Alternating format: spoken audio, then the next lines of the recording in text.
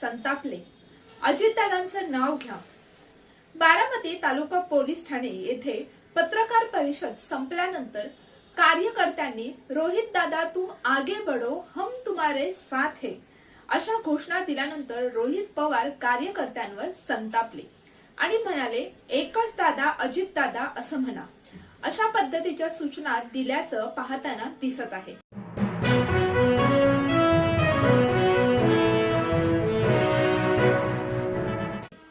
शेतकरी कर्जमाफीबाबत आली सर्वात मोठी अपडेट.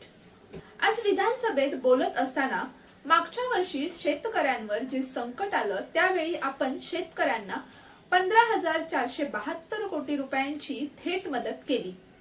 हे पैसे शेतकऱ्यांच्या थेट बँक खात्यात पोहोचले. हे पैसे डीबीटीच्या माध्यमातून दिलेले आहेत. शेतकरी जिथे अडचणीत आहेत तिथे सरकार उभे आहे असे आश्वासन यावेळेस देवेंद्र फडणवीस यांनी दिले आहे.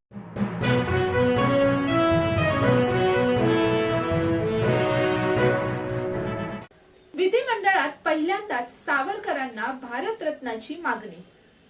आज स्वातंत्र्यवीर सावरकर यांच्या पुण्यतिथीनिमित्त विनायक दामोदर सावरकर यांना मरणोत्तर भारतरत्न देण्यात यावा अशी मागणी विधान परिषदेत अधिकृतपणे करण्यात आली आहे. विधान परिषदेत भाजप नेते आणि आमदार प्रसाद लाड यांनी सावरकरांना मरणोत्तर भारतरत्न देण्याबाबत ठराव करण्याची मागणी केली. संसदीय कार्यमंत्र्यांनी हा प्रस्ताव केंद्र शासनाकडे पाठवावा अशी स्पष्ट भूमिका त्यांनी यावेळेस मांडली. आज त्यांच्या पुण्यतिथीच्या दिवशी आपण एकमताने ठराव मंजूर करून केंद्राकडे पाठवूया असे आवाहन त्यांनी सभागृहात केले. त्यावर संसदीय कामकाज मंत्री चंद्रकांत पाटील यांनी सकारात्मक भूमिका दर्शवत आम्ही हा प्रस्ताव सभापती महोदयांकडे मांडू असे देखील वक्तव्य केले आहे.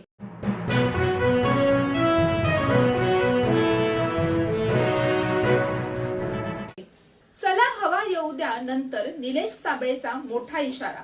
सोशल मीडियावरील पोस्ट आली चर्चेत.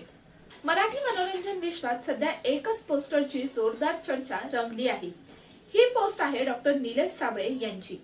नवा दिवस नवा विचार, चला काहीतरी नवीन करूया असे कॅप्शन देत त्यांनी सोशल मीडियावर एक स्वतःचा फोटो शेअर केला आहे आणि चाहत्यांमध्ये यामुळेच आता उत्सुकतेची लाट चांगलीच उसळली आहे.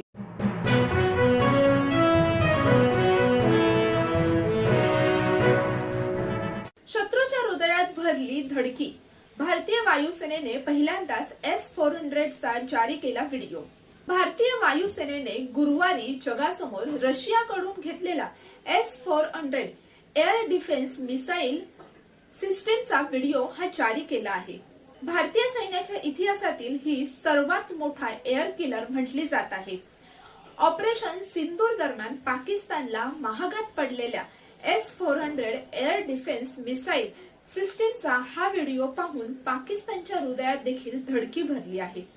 गेल्या वर्षी मे महिन्यात पाकिस्तान विरोधात ऑपरेशन सिंदूरची यामुळे आठवण काढली जात आहे.